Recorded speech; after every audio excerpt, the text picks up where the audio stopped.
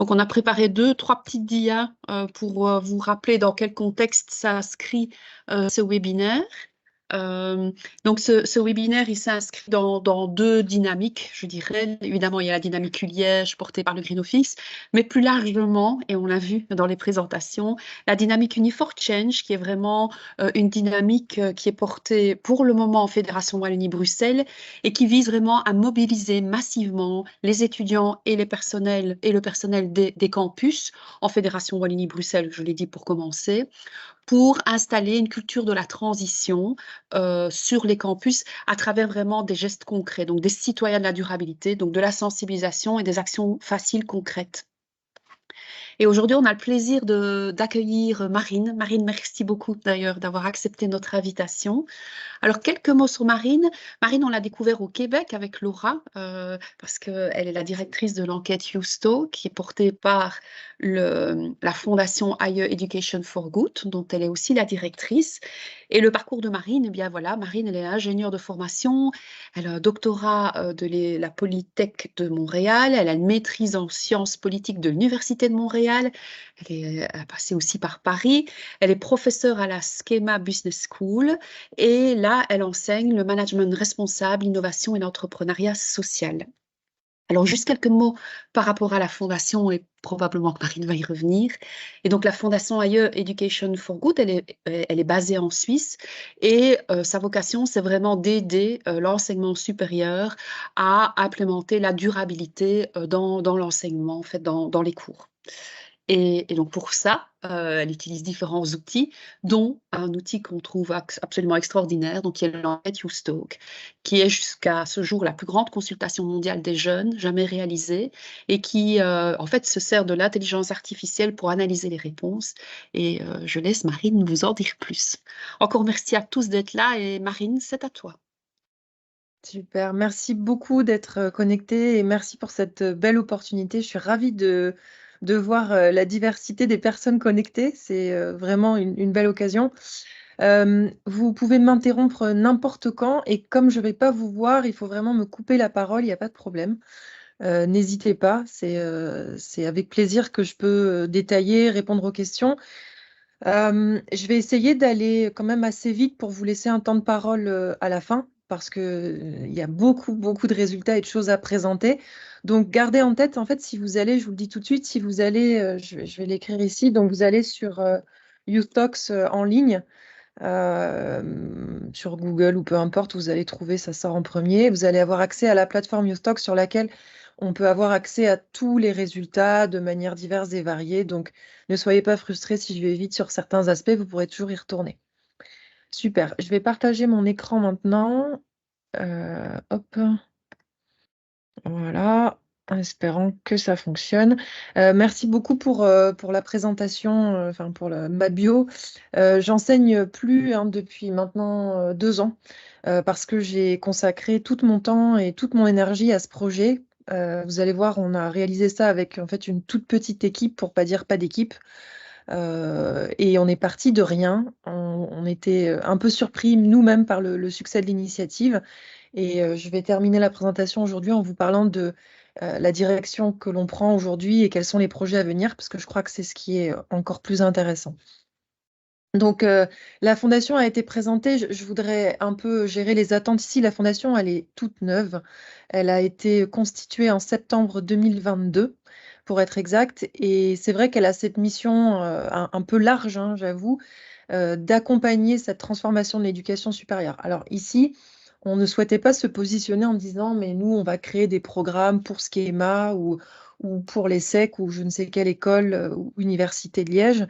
Parce que, après tout, on est qui pour créer des programmes et les imposer? C'est pas du tout le mindset aujourd'hui de cette fondation. La fondation, elle est vraiment là pour donner des actifs, pour finalement donner des outils pour que les institutions d'éducation puissent eux-mêmes enclencher, mettre en route leur transformation comme ils pensent être le mieux, parce que voilà, chaque établissement fonctionne différemment des autres. Et donc, c'est très important voilà, de connaître la réalité de l'organisation pour pouvoir la faire évoluer. Donc, en termes d'outils que la Fondation se propose de donner à ces écoles, à ces universités, il y a de l'information, du financement et éventuellement des ressources humaines. On a commencé par le côté information, tout simplement parce que ça faisait du sens, c'était très naturel, très organique. Et c'est pour ça qu'on a commencé avec cette consultation jeunesse. On s'est dit, bah tiens, il faudrait quand même qu'on ait cet outil pour sonder, pour prendre la température et orienter nos changements stratégiques. On entend toujours des histoires incroyables. Oui, dans mon cours, ils ont dit ça. Oui, moi, la fille de mon cousin, elle pense ça. Bon, c'est bien, super. Mais est-ce qu'on pourrait avoir quelque chose finalement de plus concret, de plus englobant, qui puisse nous guider? Et viendront après les financements et les ressources humaines pour les établissements choisis par la Fondation. Donc, la présentation du jour, elle est sur cette première action de la Fondation, donc cette première, oui, ce premier projet finalement, qui est la consultation jeunesse, comme je vous disais, qui paraissait toute naturelle. Et alors, c'est rigolo parce qu'au début, il faut savoir que quand même tout ça est né d'un groupe de chercheurs et notamment de la directrice générale de Schema avait eu, pas l'idée de la consultation, mais l'idée de cette fondation. L'idée de la consultation, donc c'est moi qui l'ai amenée par la suite. Mais donc, c'était quand même un ensemble de chercheurs qui se penchaient sur le sujet. Et donc, on avait en tête l'Observatoire mondial des jeunesses, enfin un truc un peu plus, je dirais, traditionnel et rassurant que Youth Talks. Et j'ai poussé pour qu'on mette beaucoup d'énergie sur cette marque. Pourquoi? Parce que pour atteindre les jeunes et leur donner envie de participer, il fallait qu'on soit visible d'une manière ou d'une autre. Et la marque, du coup, était très importante. Donc, si pour la fondation, on est sur du bleu foncé, des choses assez rassurantes pour des personnes peut-être voilà, moins jeunes, nous, le Youth Talks, la consultation, c'était la Gen Z. Et je me rappelle, quand on est arrivé avec notre Observatoire mondial des jeunesses, l'agence de communication qui nous a accompagnés dans cette création de marque nous a dit, là, Observatoire mondial des jeunesses, on a l'impression qu'on va devoir lire des trucs et que ça va être complètement ennuyant. Voilà. Donc on est parti sur cette marque Youth Talks, sur oui, cette appellation. Et en fait, ça a été un franc succès. Et donc aujourd'hui, on va rester avec cette dénomination, même pour les prochaines initiatives, et j'en parlerai plus tard. Ok, donc vous l'avez déjà un peu dit, ce qui la rend particulière, cette consultation. Bon, aujourd'hui, c'est la plus grande consultation jeunesse mondiale. Alors, pour info, si vous cherchez, vous allez peut-être tomber sur, je crois que c'est UNHCR qui a posé une question à 700 000 jeunes quelque part. Mais enfin, c'était très, voilà, il n'y avait qu'une question dans un contexte très spécifique de santé. Mais en termes de consultation globale, d'enquête, hein, ou de sondage, appelez-le comme vous voulez, aujourd'hui, Youth Talk, c'est vraiment la plus grande consultation. Je vais vous montrer un tableau dans quelques secondes. On l'a réalisé en 6 langues, sachant que en fait, ça a été beaucoup plus parce que maintenant, les outils, justement, comme Google Chrome, vont faire de la traduction automatique. Donc, on s'est rendu compte qu'il y a plein de jeunes qui ont répondu dans d'autres langues et on a été capable de traduire. Mais surtout, on a posé des questions ouvertes. Donc, il n'y avait pas de choix de réponse. Les jeunes n'avaient pas à cocher une case. Ils pouvaient répondre absolument ce qu'ils voulaient. Et ça, on n'aurait pas pu le faire il y a même 5 ans, c'était limite, parce qu'on n'avait pas les outils pour analyser. Donc, vous allez voir qu'on a eu finalement 1 million de contributions, donc d'idées exprimées par 45 000 jeunes qui viennent de 212 pays et territoires. Et pour info, on a ciblé les 15-29 ans. Voilà, vous avez des ambassadeurs aussi, je vais y revenir. Donc, les jeunes pouvaient écrire, mais ils pouvaient aussi charger sur la plateforme des images ou enregistrer leur voix s'ils avaient pas envie ou pas les moyens d'écrire, ou peu importe. On a fait en sorte que la plateforme soit facile à charger, qu'on puisse y accéder facilement, même quand on a un Internet désastreux, parce qu'on voulait bien sûr être le plus inclusif possible. Et on s'est servi de nos partenaires pour atteindre aussi des jeunes qui n'ont pas accès à Internet. On peut faire mieux, hein, clairement. Pour les prochaines éditions, on pourra faire mieux. Là, on est un peu allé avec les moyens du bord. Il faut imaginer qu'on a fait tout ça en moins d'un an. Donc, on a été de manière organique. D'ailleurs, j'ai donc Marie-Annick, j'ai entendu que vous étiez de l'ESSEC et j'ai entendu d'autres écoles aussi.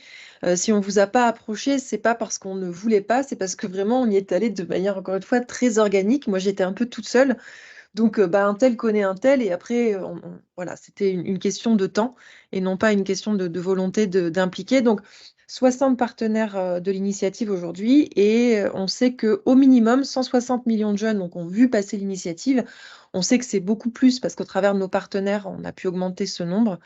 Donc Youth Talks commence à être pour certains quelque chose qu'ils ont déjà vu, quoi. La participation, donc les 45 000 participants, d'où viennent-ils? Pour le rapport, on a coupé le monde en 7 zones, on s'est collé au découpage de la Banque mondiale. Vous allez voir que sur la plateforme, on a des outils qui permettent de couper le monde en 17 zones, ce qui est quand même beaucoup mieux que 7, parce que 7, on voit qu'il y a un peu des incohérences, hein, de regrouper l'Europe de l'Ouest avec la Russie, c'est un peu compliqué, quoi.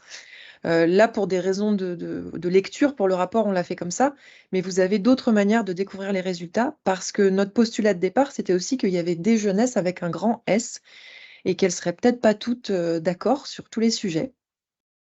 Quand vous regardez cette carte, et pour la suite de la présentation, parce que je vais découper le monde comme ça, mais gardez en tête que malheureusement, on a eu peut-être, je sais pas, je dis n'importe quoi, on a eu 50 répondants en Russie, mais globalement, on n'a pas eu de répondants en Russie. On n'a pas cherché à en avoir à ce moment-là non plus, parce qu'encore une fois, ressources limitées, et étant donné le contexte géopolitique, c'était trop de travail à ce moment de l'histoire. Donc, quand vous voyez écrit Europe et Asie centrale, il faut imaginer que c'est plutôt Europe de l'Ouest, du Nord, du Sud, un peu Europe de l'Est, mais pas beaucoup. Voilà. Donc, on est sur vraiment ce qu'on appelle, si je regarde l'Amérique du Nord et l'Europe, là, je suis vraiment sur la zone qu'on appelle l'Occident. Également, pour East Asia and the Pacific, en bleu foncé, on a surtout des répondants chinois. Et en fait, on a très très peu de répondants australiens. Même raison, on n'a pas poussé de ce côté-là parce qu'on n'avait pas les ressources et pas le temps. Donc, autrement dit, encore une fois, Europe, Amérique du Nord, vous êtes sur l'Occident et le reste du monde. Et je fais exprès de dire ça parce que on pouvait s'y attendre peut-être, hein, mais c'est clair qu'il y a des dichotomies importantes entre l'Occident et le reste du monde quand on regarde les résultats. Est-ce que vous avez des questions ou des commentaires à ce stade? Super, ok. Donc, je vous disais que Youth Talks était la plus grande consultation mondiale. Ici, vous avez un peu une comparaison de ce qui a été fait les années précédentes. Donc, il y a l'ONU avec, je ne sais pas si vous connaissez l'entreprise de Body Shop. Ils avaient fait un sondage où ils ont eu 27 000 participants. Bon, c'est 14 000 jeunes en fait dans les 27 000, 36 pays. Mais là, on voit que c'était des questions fermées. Alors, ils ont eu 2-3 focus group avec quelques participants, mais on était vraiment questions fermées. Deloitte, le World Economic Forum, etc., etc. Donc, jusqu'à l'UNESCO, qui s'est lancé, l'UNESCO, dans des questions ouvertes, mais on voit qu'ils ont peiné à avoir de la participation, parce que si déjà faire répondre à des questions fermées, c'est compliqué, faire répondre à des questions ouvertes, c'est ultra compliqué. Donc, vous avez intérêt à motiver votre audience pour qu'il y ait de la participation. Voilà. Donc, bon, là, très rapidement, vous savez, le projet, il a un peu pivoté en cours de route parce que quand on s'est rendu compte qu'on avait tous ces participants, on s'est dit, mais en fait, Youth Talk, ça peut alimenter la transformation de l'éducation, mais en fait, ça peut alimenter plein de choses. Et je reviendrai sur un schéma plus tard. Mais clairement, ici peuvent se nourrir non seulement les institutions politiques, les entreprises, les médias, les organisations jeunesse. Il faut imaginer demain que Youth Talk, c'est la plateforme d'expression des jeunesses. Et quand même monsieur et madame tout le monde, vous avez envie de, enfin, je sais pas, vous comprenez plus vos ados, vous êtes perdus, vous avez envie de savoir, mais qu'est-ce que c'est que cette génération? Mais vous pouvez avoir ce réflexe d'aller sur la plateforme, vous balader pour en savoir davantage. Bien sûr, on crée des livrables particuliers pour certains acteurs. Par exemple, aujourd'hui, la base de données, elle est ouverte aux chercheurs. Donc, on a un kit de recherche. Voilà, on leur donne accès à plus que ce qui est visible sur le site. Ça dépend vraiment de la cible. Youth Talk, c'est une initiative continue.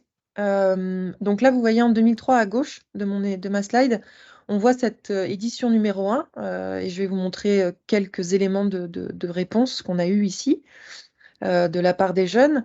On va lancer là, dans quelques semaines, un débat sur l'IA. Alors, ce sera pas, il faut faire attention parce que ce sera une discussion internationale menée en ligne où on espère avoir plus de 1000 discutants, donc des jeunes qui viennent s'exprimer sur les IA génératives avec l'éducation, mais aussi l'IA et le travail et l'IA pour la planète. Donc là, appel aux motivés, parce qu'il va nous falloir aussi des relais locaux pour faire de la promotion. On a des réunions d'information d'ailleurs bientôt. Je pourrais vous transférer les créneaux où on peut toujours prendre rendez-vous. S'il y a des écoles aussi qui veulent devenir partenaires, qui sont aujourd'hui connectées, vous êtes les bienvenus. L'idée, c'est que, en fait, de la même manière qu'on a analysé les réponses de la première édition avec l'IA, on fera la même chose pour le débat. Donc, on va prendre tout ce qui a été discuté, tout ce qui a été dit, exprimé par les jeunes en ligne. On passe ça dans la moulinette. Bon, c'est un peu plus compliqué que ça en réalité, mais on passe ça dans la moulinette et on arrive avec un rapport. Cette fois-ci, on ne fera pas un rapport de 200 pages, on va se cantonner à 25 pages, ce sera très bien. Donc, c'est un peu des, si vous voulez, des espèces de mini-discussions qu'on mène entre ces grandes consultations que vous voyez en violet, où là, vraiment, on met le paquet et on cherche à avoir 45 000 participants. D'ailleurs, 45 000, ça n'a jamais été fait, mais demain, il faut qu'on ait 1 million de participants pour cette édition 2. Et c'est la raison pour laquelle on est en levée de fonds aujourd'hui. Donc, petit clin d'œil s'il y en a qui font partie de fondations aujourd'hui. Et l'idée, c'est, je l'ai dit, de vraiment co-designer le futur alors, de l'éducation et du monde avec la jeunesse. Je raccroche avec ce que j'ai raconté tout à l'heure, le fait qu'on ait pivoté, on s'est dit, mais pourquoi on n'alimente pas plus que le milieu de l'éducation finalement avec cet outil? Donc, UTalk, c'est quoi? C'est un outil, d'accord? C'est pas là pour remplacer les écoles, c'est pas là pour remplacer qui que ce soit. C'est un outil qui peut être utilisé pour vraiment sonder. C'est un baromètre, c'est voilà, oui, un outil de consultation de la jeunesse sur différents sujets qui est plus puissant qu'un sondage avec questions fermées et limité en termes géographiques. Alors, rapidement, pour ceux qui se demandent, mais comment est-ce qu'ils ont atteint ce chiffre de 45 000 participants, parce que je veux dire, c'était pas gagné. Il y a 4 éléments, et après, si vous avez des questions, je veux bien élaborer, mais là, je vais vite. On a eu cet écosystème de partenaires, hein, ils ont tous été incroyables, les uns comme les autres, à hauteur de leurs moyens, bien entendu. Donc aujourd'hui, l'écosystème partenarial, il ressemble à ça. On a des institutions académiques. On a un partenaire techno qui est très important pour nous, avec lequel on a travaillé. Des institutions plus globales, d'ailleurs, comme l'ONU ou Prime, qui regroupe les écoles de management. Le Club de Rome, etc., etc. Des grandes organisations jeunesse.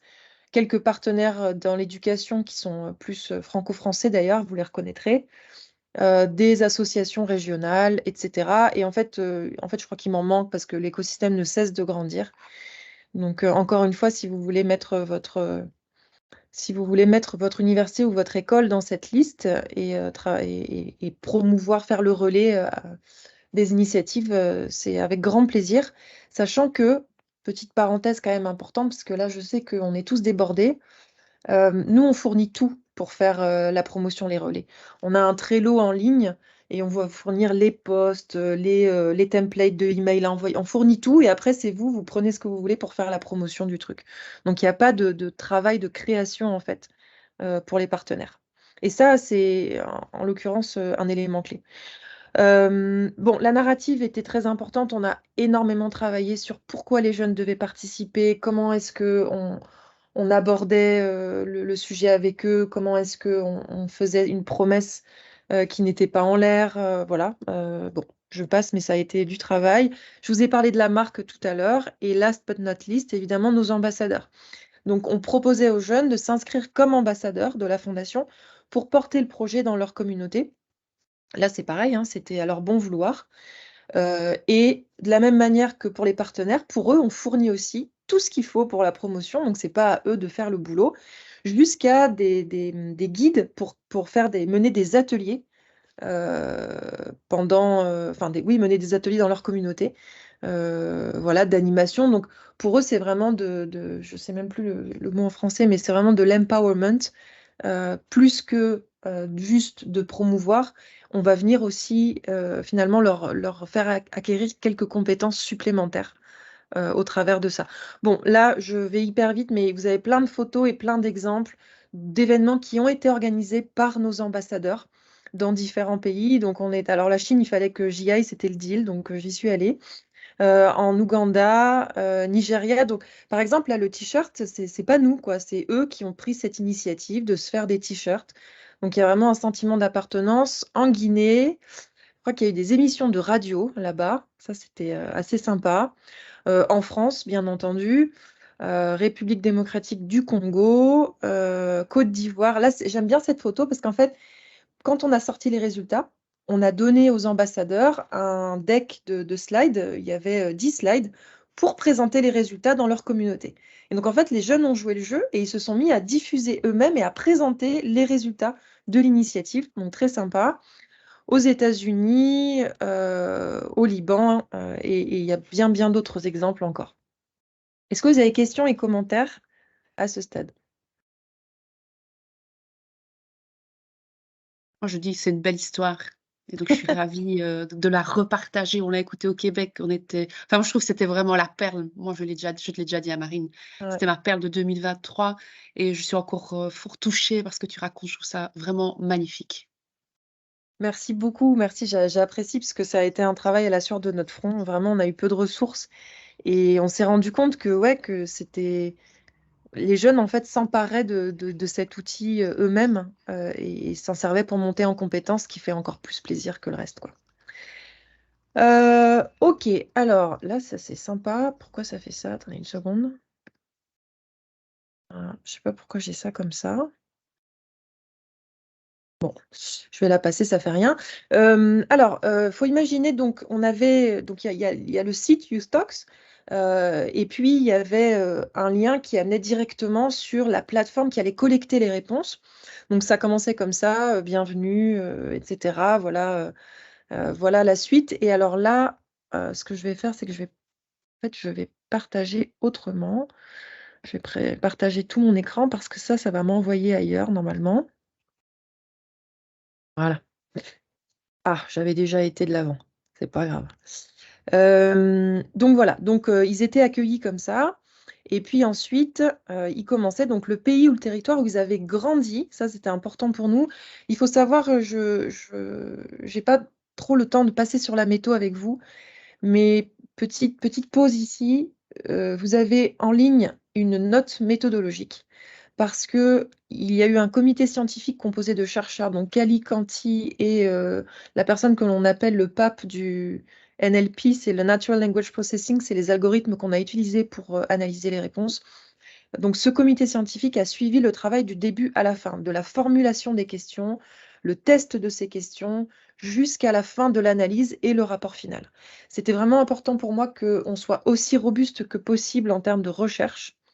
Et c'était aussi important pour moi qu'on soit représentatif dans nos échantillons. Et si j'ai oublié de vous en parler, posez-moi la question tout à l'heure. Euh, c'est en lien avec cette deuxième question ici. Et après, les jeunes arrivaient directement sur, voilà, When I think about the future, what I wish, donc pour moi-même, pour le monde. Quand je pense au futur, ce qui m'inquiète pour moi-même, pour le monde, et les défis collectifs que nous avons à relever. En passant, si c'était à refaire, je pense on poserait peut-être des questions différentes, mais pour les éditions prochaines, je crois qu'il est intéressant de voir aussi l'évolution et donc de garder certaines de ces questions. Ça, c'était hyper intéressant, les renoncements. Donc, on leur permet de rêver un peu dans la première partie et là, on leur demande d'atterrir.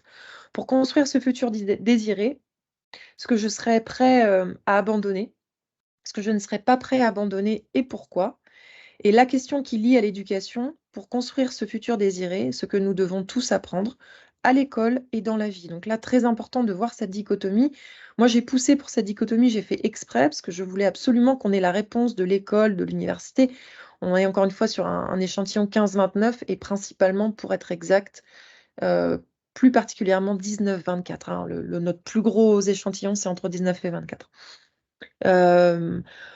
On aurait pu, au début, on s'est dit, on va poser que des questions sur l'éducation. Mais en fait, le comité scientifique a jugé que c'était peut-être un peu difficile pour les jeunes de se projeter, de répondre à des questions précises du genre, mais en fait, comment tu veux apprendre ça et à propos de cet apprentissage, qu'est-ce que tu penses? Voilà, il y en a beaucoup qui arrivent aussi à l'université qui découvrent. Donc, on est allé sur des questions très générales. Et notre boulot maintenant, c'est de transformer ce qu'ils nous ont répondu au travers de la transformation de nos programmes, de traduire finalement ce qu'ils souhaitent quand on va transformer nos programmes.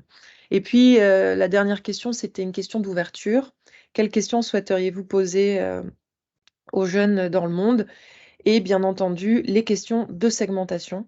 Donc, parce que, bon, voilà, pour faire ensuite les découpages et les analyses, c'était très important. Donc, année de naissance, le genre, niveau d'éducation des parents, perception de mon niveau de revenu et comment j'ai entendu parler de cette initiative.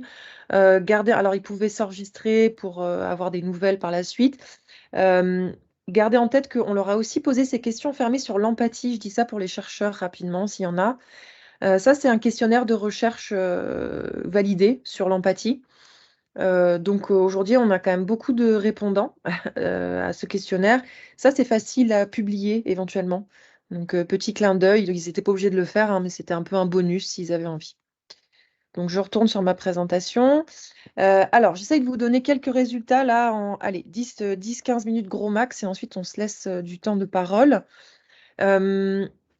On a eu des résultats surprenants et d'autres moins surprenants, mais que je pense on devrait prendre avec humilité. Excusez-moi. Mon ordinateur pense toujours que je lui raconte des choses et après il me répond. Donc, première question, quand je pense au futur, ce que je souhaite pour moi-même. Alors là, ce que vous voyez, c'est vraiment la plateforme en tant que telle, hein. Donc là, c'est comme si j'étais sur le site en ligne, en fait. Et je vous montre ça parce que vous avez accès à ce qu'on appelle les question box, qui sont une autre manière de découvrir les réponses que le rapport dynamique, qui est un peu plus long et fastidieux forcément. Donc là, vous avez le nombre de contributions et puis après, vous avez les apprentissages au global. Donc, je vous laisserai regarder ça. Et là, vous avez au global ici, et on va découper par région ensemble, mais au global, vous avez les réponses des jeunes à cette question, ce que je souhaite pour le monde, avec ce qu'on appelle les clusters et les métaclusters. Donc, on utilise, faut imaginer, des algorithmes pour faire émerger ces clusters. Donc, c'est les sous-bulles dans les grosses bulles. Ok. Ici, par exemple, je peux zoomer sur, je vais y arriver, je peux zoomer sur celle-là, voilà. Puis après, je ressors. Et ensuite, on a mis ces clusters dans des plus grosses bulles. Pour faire ce travail, encore une fois, c'est le comité scientifique qui a travaillé, donc ceux qui sont familiers avec la recherche Cali. On a travaillé d'abord séparément et ensuite on a remis en commun pour arriver à quelque chose d'à peu près cohérent en termes de classement des sous-clusters dans les métaclusters. OK? Et c'est là que je vous disais, vous avez l'occasion ici de découper par région. Donc, par exemple, pour cette première question, ce que je souhaite pour le monde, je peux m'amuser à mettre Europe de l'Ouest et par exemple Afrique du Nord. Et je vais me rendre compte que les priorités de la jeunesse, en fait, ne sont pas les mêmes en fonction de ces différentes régions. Et là, pour le coup, vous n'êtes pas obligé de couper en 7 régions. Vous pouvez couper là en 17 régions, ce qui est quand même beaucoup plus intéressant voilà, en termes de comparaison. Vous avez quelques pépites qu'on appelle les réponses un peu remarquables. C'est quoi? C'est l'algorithme, en fait, était en capacité de reconnaître les réponses un peu plus longues parce que les jeunes, vous avez vu comment c'était fait, ils pouvaient énumérer, en fait, quand on leur posait les questions, énumérer juste des mots, une idée, mais il y en a qui ont pris le temps d'aller un peu plus loin et on a été capable d'extraire ces pépites, donc qui ne sont pas généralisables pour le coup en termes d'infos, mais qui viennent nous apporter des signaux faibles qui sont en fait très intéressants.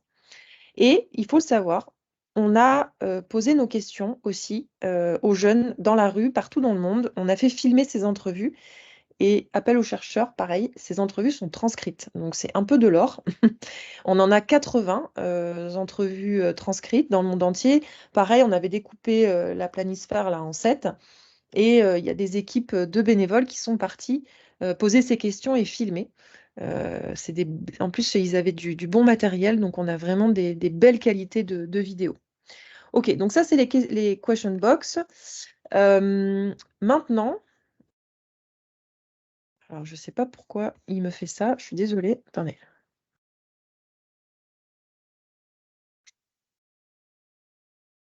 Étrange. Hop. Ah, je sais pourquoi. Ah, attendez, bougez pas.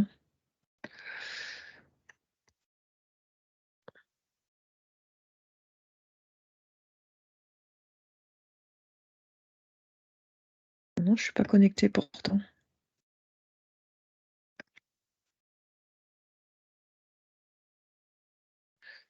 Va falloir que vous me donniez 30 secondes. Parce qu'il va falloir que je réouvre la présentation, malheureusement.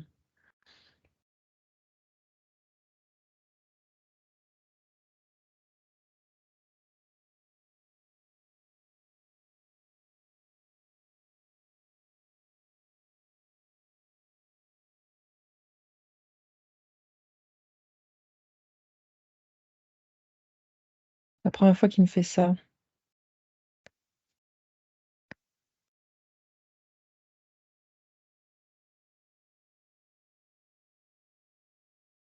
Alors,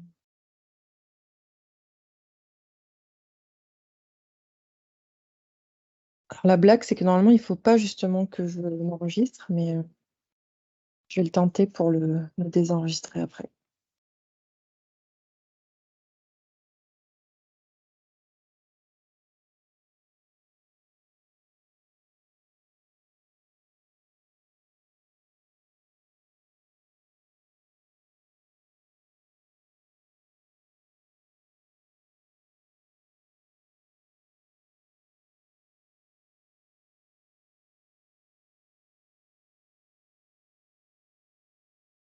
Zut. Bon, bah, je vais vous le faire, c'est pas grave, je vais vous le faire autrement, ça fait rien. Alors, on y va. Donc vous allez voir, c'est pour ça que je vous montrais, en fait, je vous montrais exactement le site internet, donc il n'y a pas vraiment de problème. En fait, on va peut-être même pouvoir faire mieux que ça, parce qu'on va se mettre en français, ça va être encore plus chouette, en fait, je suis en train de me dire. Donc tant mieux. Hop là, en français. Et on va donc sur le rapport digital. Alors, cette première question, donc je vais au chapitre 1. Voilà. Donc, quand je pense au futur, ce qui m'inquiète pour moi-même, donc là, je vous emmène directement au découpage par région. Est-ce que vous voyez bien mon écran? C'est bon? Super. Donc, on continue comme ça. Alors, ce qui est intéressant, encore une fois, c'est de découper là et de voir les différences. Ce qu'on se rend compte, c'est que, par exemple, en Occident, vous vous rappelez, je vous ai dit, si on conjugue l'Amérique du Nord et l'Europe, on a vraiment ici la partie occidentale, il y a tout un vocabulaire autour du bonheur personnel, alors qu'ailleurs, on va parler de réussite individuelle. Et quand j'ouvre ces boîtes, donc à chaque fois ici, pour chaque région, vous avez les top 5 priorités. Ça ne veut pas dire qu'il y en a d'autres. Après, ça continue, on a une queue qui est très très longue en fait, avec plein d'autres choses qui ont été mentionnées. En passant, une des grandes trouvailles de cette consultation, c'est la diversité des thèmes abordés. Par question, en moyenne, on avait 150 thèmes différents abordés par les jeunes.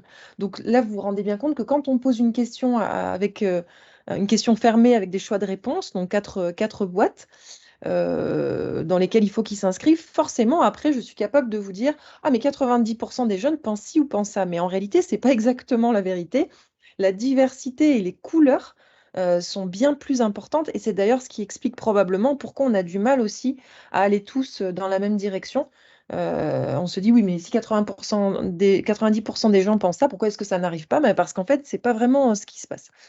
Et là, ailleurs dans le monde, ailleurs qu'en Occident, ils vont plutôt parler de réussite individuelle, qui est un autre vocabulaire. Donc, dans le rapport, voilà, vous pouvez aller voir ici ce qu'il y a dans ces méta-clusters en termes de clusters. C'est une autre façon de le découvrir que les question box que j'ai montré tout à l'heure. Donc, ici, on a vraiment voilà, le bonheur personnel, hein, le bonheur, 4833 qui ont évoqué ça, être satisfait de la vie, vivre une vie bonne et décente, la joie, avoir une vie bien remplie, etc. Alors que la réussite individuelle, avoir du succès, une carrière réussie, réussir à l'école, rendre mes parents fiers, exceller dans la vie.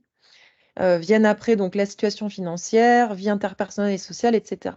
Donc je retourne un peu sur mon... Je suis désolée, je suis obligée de les passer comme ça. Mon deck de slides, ça me permettait d'aller directement.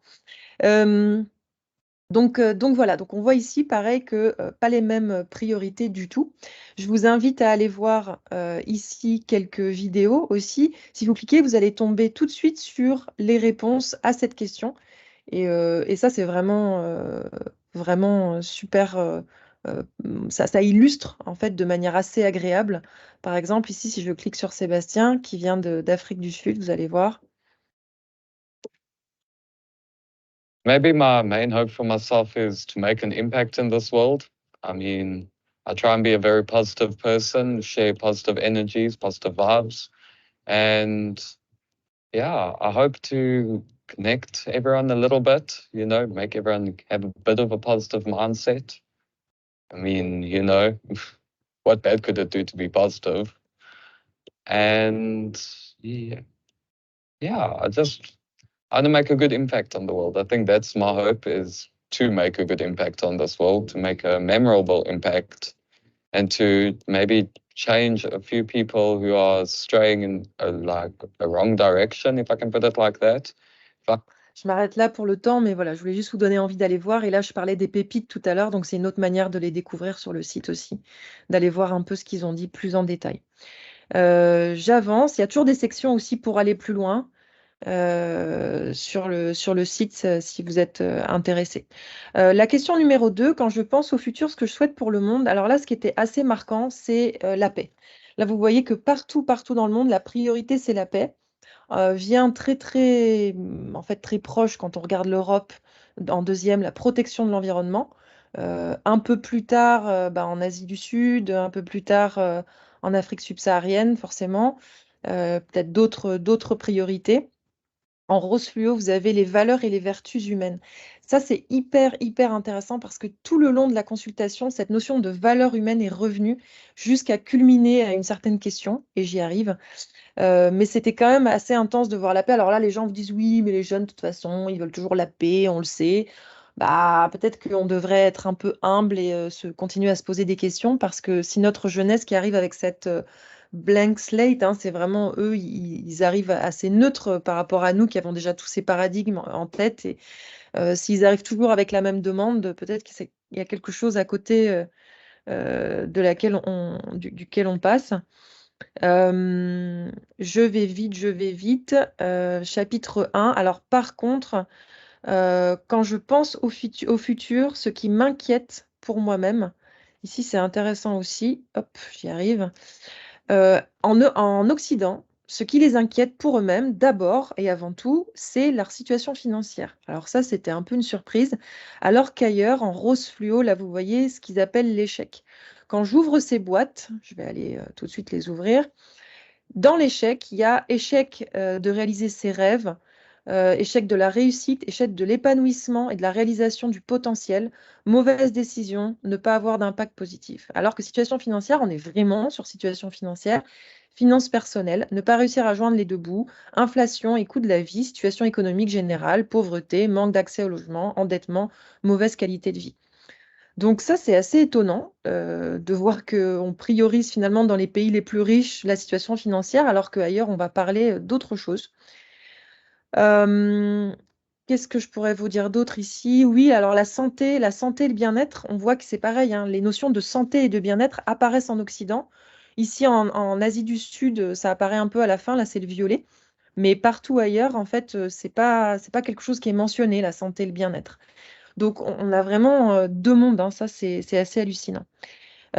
Si je vais à la question numéro 5, quels problèmes collectifs devons-nous traiter pour construire le futur que je souhaite? Là, cette fois-ci, quand on pose la question du problème collectif, on va voir que les jeunes vont parler de protection de l'environnement. Là, c'est en vert. Ici, les questions environnementales, elles ressortent partout.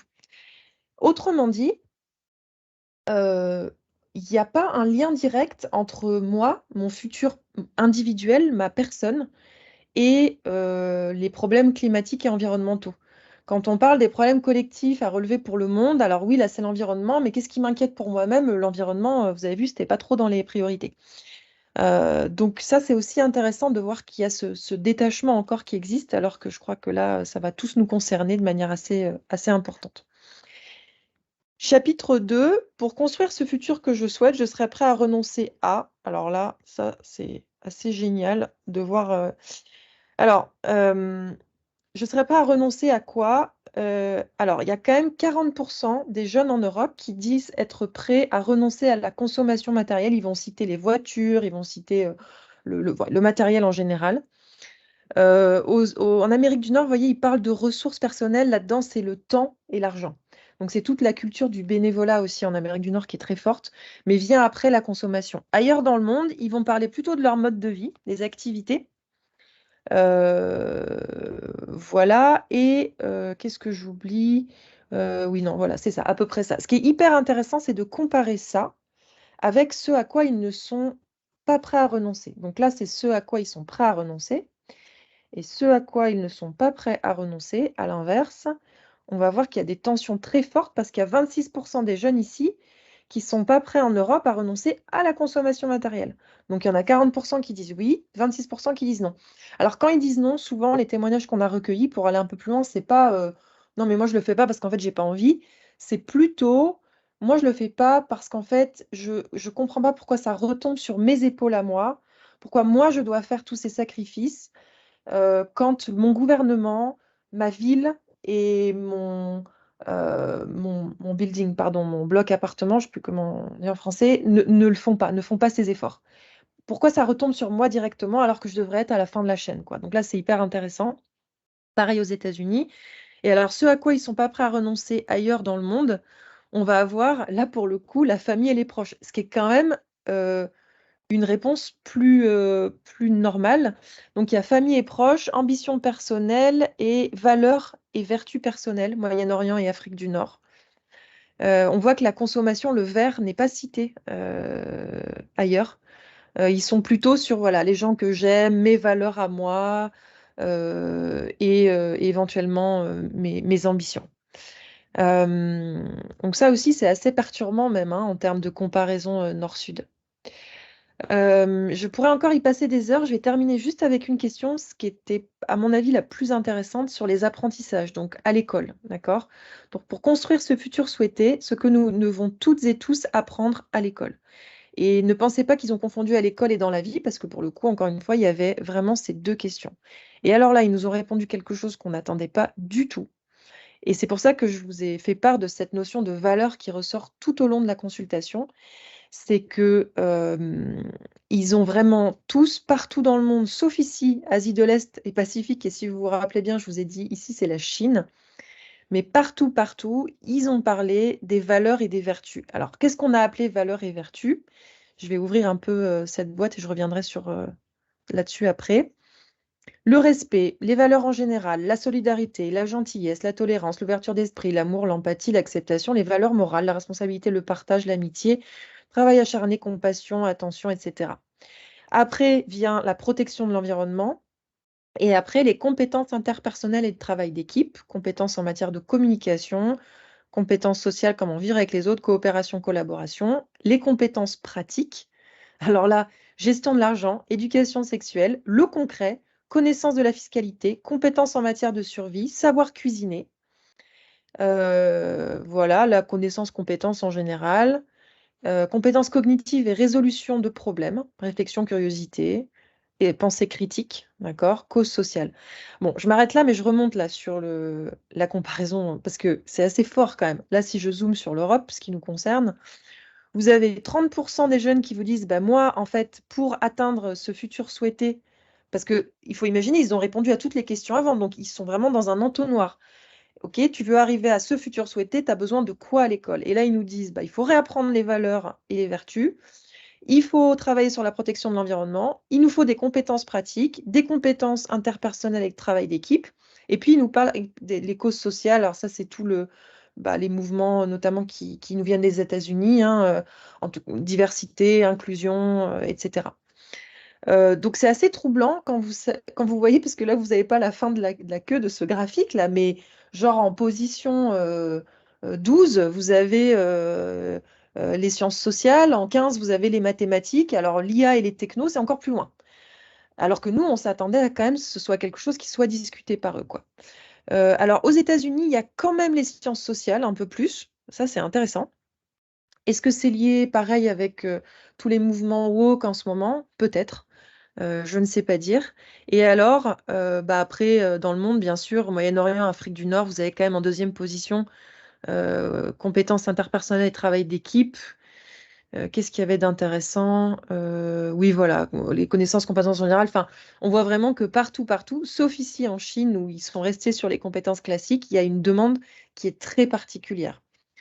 Alors, je vais m'arrêter là, mais ça veut pas dire ici qu'il faut arrêter d'enseigner le management ou la finance ou peu importe, l'histoire, la géographie ou je ne sais quoi. Je crois que c'est pas trop le message. Je pense qu'ici, le message, c'est plutôt qu'il y a une base, une fondation manquante.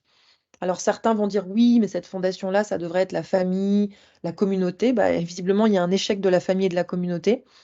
Ça devrait être peut-être inculqué plus tôt dans l'éducation, peut-être. En l'occurrence, là, vous avez des jeunes de 19 à 24 ans quand même qui sont en train de nous hurler quelque chose d'assez particulier. Et je sais qu'il y a des jeunes dans la salle aujourd'hui qui m'écoutent, et donc si ils sont en accord, s'ils se sentent collés à cette vision du monde, c'est toujours intéressant de les entendre. Et s'ils se sentent au contraire différents, également intéressant de vous entendre. Mais il y a vraiment quelque chose ici. Alors je dis que je ne suis pas sociologue. Est-ce qu'il y a le recul des religions qui avait ce rôle un peu de nous donner ce socle de valeurs communes avec des apprentissages très classiques, du savoir vivre ensemble? Est-ce que le recul des religions y est pour quelque chose? Les réseaux sociaux avec l'isolement. Autrefois, on se retrouvait entre nous. Aujourd'hui, il y a énormément d'isolement, notamment en Occident, encore plus qu'ailleurs, bien sûr. Et donc, on n'a plus ces communautés qui nous apprennent le vivre ensemble. Vous rajoutez à ça la pandémie, comme une petite cerise sur le gâteau, avec des cours en distanciel, et vous avez finalement des jeunes très ostracisés qui redemandent à faire société, comme on pourrait finalement le dire en français. Bon, je pourrais continuer des heures, je m'arrête là. Je vais peut-être terminer en vous parlant simplement 30 secondes de ce débat sur l'IA. Je vous ai dit, c'est là, on n'attend pas 45 000 participants, on est plutôt sur 1000 jeunes qui vont discuter ensemble en ligne et qui viendront principalement d'Europe, mais pas que. On va le lancer début avril, donc pour ceux qui sont intéressés, faites-moi signe. Et puis je termine en vous montrant cette ce petit graphique